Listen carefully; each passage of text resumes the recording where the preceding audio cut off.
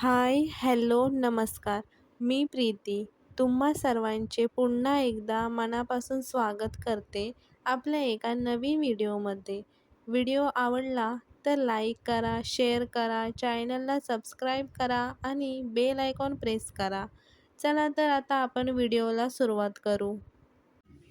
आजकाल mobile phone आमच्या जीवनात एक महत्त्वाची भूमिका बजावते, जे आम्हाला अनेक फायदे आणते, परंतु काही दोष देखील आहेत. दोन्ही बाजूंनी या निबंधात चर्चा केली जाईल. साधारणपणे मोबाईल फोन नक्कीच भरपूर फायदे आणेल. सर्वप्रथम आमच्या दैनंदिन जीवनात मोबाईल फोनला संप्रेषणाचे सर्वात जलद साधन समजले जाते.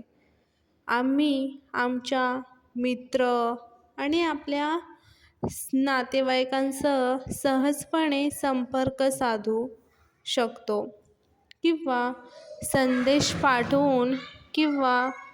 पाठवू शकतो.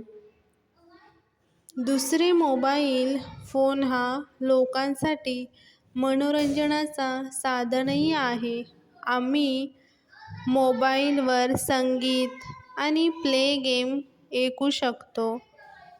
या व्यतिरिक्त स्मार्टफोनसाठी नवीनतम ॲप्स वापरून आम्ही चित्रपट पाहण्यासाठी आणि सामाजिक नेटवर्कवर आमच्या प्रोफाईलचे तपासण्यासाठी इंटरनेटवर प्रवेश करू शकतो आणि आम्ही जिथे असतो तिथे आमची स्थिती अद्यतनित करू शकतो. अंतिम, आपल्या हातात एक स्मार्टफोन असेल तर आपला अभ्यास अधिक शब्दकोश बनतो, जसे की शब्दकोश शोधणे, इंटरनेटवरील बऱ्याच स्रोत संदर्भ शोधा जे अभ्यासासाठी उपयुक्त आहेत. दुसरीकडे मोबाईल फोन देखील अनेक गैरसोयी आहेत. प्रथम, जर टेलिफोन उपयोजक त्यांच्या मोबाईल फोनवर अवलंबून असेल तर ते व्यसनाधीन होतात. शिवाय पार्कमध्ये बसच्या बैठकांसारख्या काही बैठका जसे मोबाईल फोन अधिक उपस्थित असतो तेव्हा मानवी संप्रेषणाची क्षमता मर्यादित असते. मोबाईलचे फायदे आणि तोटे. मोबाईल फोन ही आधुनिक तंत्रज्ञानाची देणगी आहे, ज्यामुळे मानवाच्या जीवनात मोठा बदल घडला आहे. आजच्या युगात मोबाईल हा केवळ संपर्काचे साधन राहिला नसून तो एक ज्ञानाचा खजिना, मनोरंजनाचा स्रोत आणि दैनंदिन गरजांचा महत्त्वाचा भाग बनला आहे. मोबाईलमुळे जग खऱ्या अर्थाने ग्लोबल व्हिलेज झाले आहे. आपण कुठेही असलो तरी मोबाईलच्या मदतीने अगदी काही सेकंदात जगाच्या कोणत्याही कोपऱ्यातील व्यक्तीशी संवाद साधू शकतो. चिमुरड्यांच्या मनोविश्वाच्या अभ्यासाचे धक्कादायक निष्कर्ष.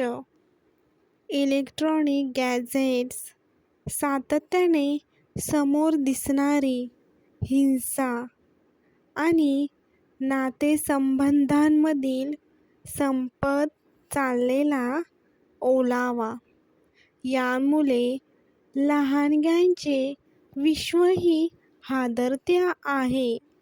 त्यांच्या शारीरिक मानसिक आणि बौद्धिक वाढीवरही त्याचे दूरगामी परिणाम होत आहेत.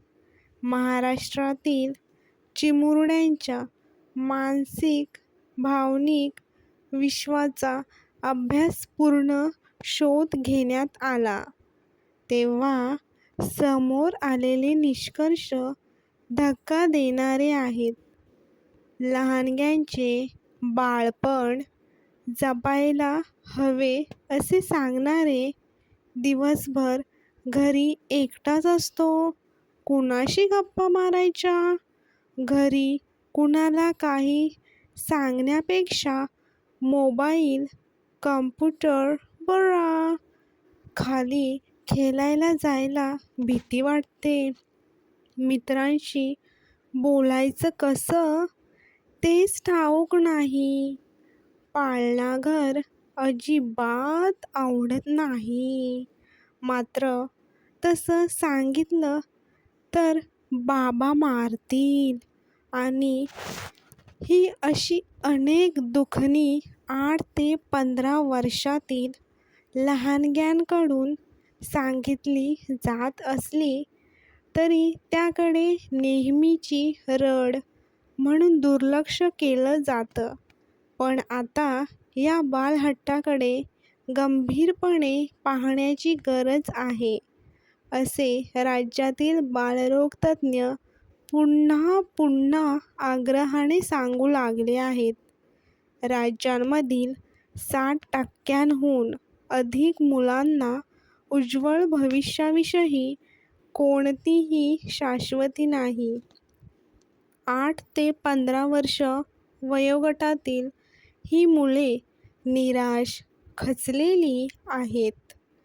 मुलांच्या विकासासाठी, स्वास्थ्यपूर्ण मानसिक आरोग्यासाठी महत्त्वाचा असणारा भावनांक हा 40% खाली आला आहे. तर कोणत्याही क्षुल्लक कारणांवरून चिडण्याची, पटकन राग येण्याच्या वृत्ती 87% मुलांमध्ये दिसत आहे. सर्वेक्षण काय सांगते? सोशल नेटवर्किंगवर 24 तास ऑनलाईन असणाऱ्या मुलांना इतरांशी प्रत्यक्ष संवाद साधायचा कसा, असा प्रश्न घरांमध्ये पालकांशी, शाळेत शिक्षकांशी असणाऱ्या मतभेदांत वाढ.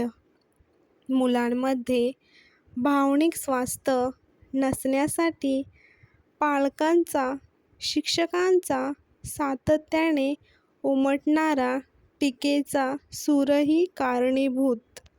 मुलांशी संवाद वाढवण्यासाठी, कौशल्य विकसित करण्यासाठी विशेष प्रयत्न नाहीत.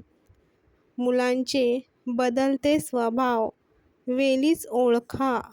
मुलांच्या एकाकीपणात मोबाईल, कॉम्प्युटरच्या अतिक्रमणामुळे त्यांच्या वाढीवर विपरीत परिणाम होत आहेत. या मुलांचा स्वभावही अतिहट्टी होत चालला आहे. मुलांमधील बदलत्या स्वभावातही लक्षणे वेळीच ओळखण्याची गरज. भावनिक स्वास्थ्यासंदर्भात सर्वेक्षण आणि काम करणारे बालरोगतज्ज्ञ डॉक्टर संदीप केळकर यांच्या क्विक किड्स या भावनांक स्वास्थ्य मोहिमेने व्यक्त केली आहे. जगात मुलांमधील भावनिक साक्षरता वाढावी यासाठी सुरू असलेल्या आरोग्य चळवळीचे काम भारतात इक्विप किड्सकडून केले जाते. राज्यातील 8 ते 15 वयोगटातील मुलांच्या वर्तनाचा 3 वर्ष अभ्यास केल्यानंतर त्यांच्या वर्तनाविषयी पुढे येणारे निकष चिंताजनक आहे. बालरोगतज्ज्ञांचा पुढाकार जगप्रसिद्ध मानसशास्त्रज्ञ डॉक्टर मार्टिन सेलिग्मन यांनी मुलांचा भावनिक स्वास्थ्याचा अभ्यास करण्यासाठी विकसित केलेली